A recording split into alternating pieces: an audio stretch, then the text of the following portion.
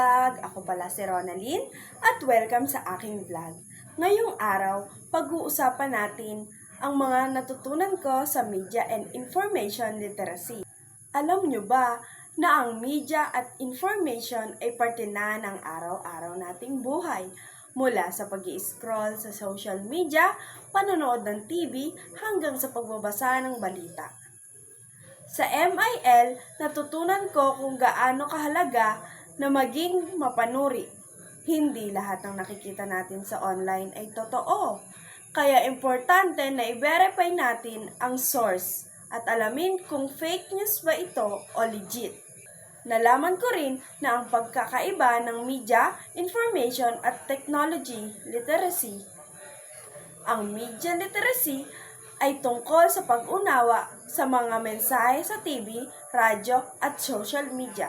Ang information literacy naman ay ang kakayahan nating maghanap at gumamit ng tamang informasyon.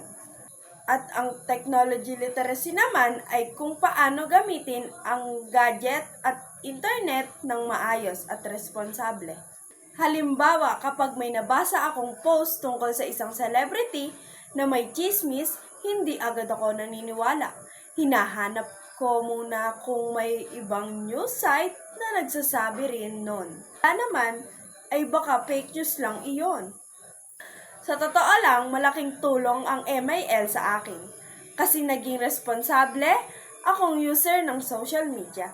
Hindi na ako basta-basta nagsishare ng post. At mas iniisip ko na kung may epekto ba ito sa ibang tao. Kaya tandaan, sa panahon ngayon, importante ang media and information literacy para hindi tayo maloko at para maging mabuting digital citizens tayo.